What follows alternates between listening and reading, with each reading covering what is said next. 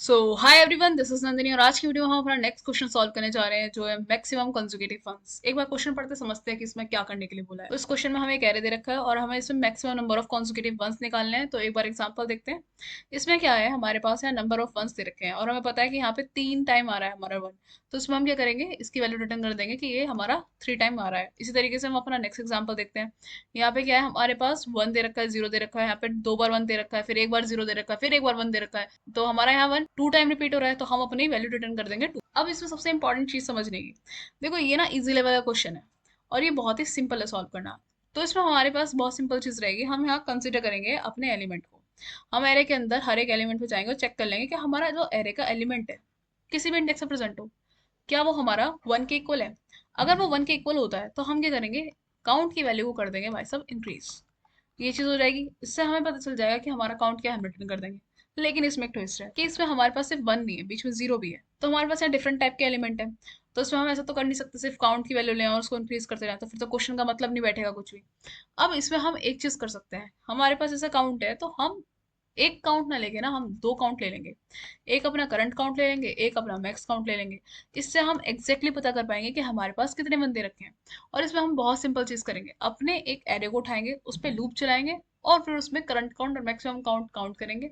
और जो भी मैक्सिमम काउंट की वैल्यू होगी उसको कर देंगे रिटर्न। ठीक है, अब इस चीज को ड्राई रन से समझते हैं, फिर इसका कोड देखेंगे। ड्राई रन आपको हर एक चीज बहुत अच्छे से क्लियर कर देगा। एक बार समझते हैं ड्राई रन। तो यहाँ पे करंट काउंट लगाऊंगी मैं, उसकी वैल्यू जीरो रखते हैं। एक मैक्स काउंट लगाते हैं और मैक्स काउंट की वैल्यू भी जीरो रखते हैं।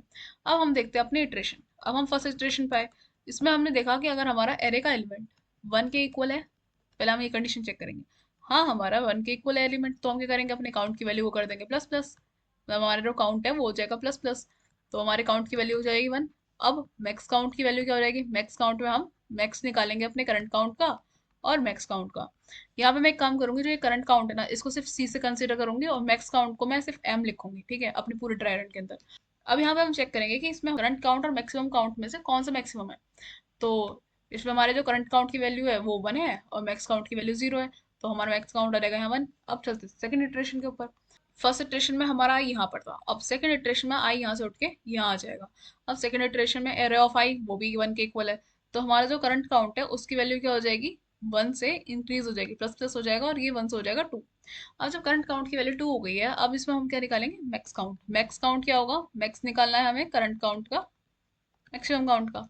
करंट काउंट की वैल्यू क्या दे रखी है, करंट काउंट की वैल्यू टू है, मैक्सिमम काउंट की वैल्यू वन है, तो हमारे पास मैक्सिमम काउंट की वैल्यू आ जाएगी टू। अब चलते हैं अपने थर्ड इटरेशन के ऊपर। अब इसमें जो एरे ऑफ आई है उसकी वैल्यू है जीरो। अब क्या करेंगे, अब हमारा जो करंट काउंट है वो हो जाएगा रिसेट। करंट काउंट की वैल्यू रहेगी जीरो और मैक्स काउंट रहेगा सेम टू। अब हम चलते हैं नेक्स्ट इटरेशन के ऊपर। इसमें हमारा एरे ऑफ आई क्या है, वन। तो हमारा करंट काउंट फिर से स्टार्ट होगा और इसकी वैल्यू रहेगी वन। मैक्स काउंट अभी भी टू ही रहेगा, क्योंकि इसमें अभी मैक्सिमम वन देख रहे हैं ना हम।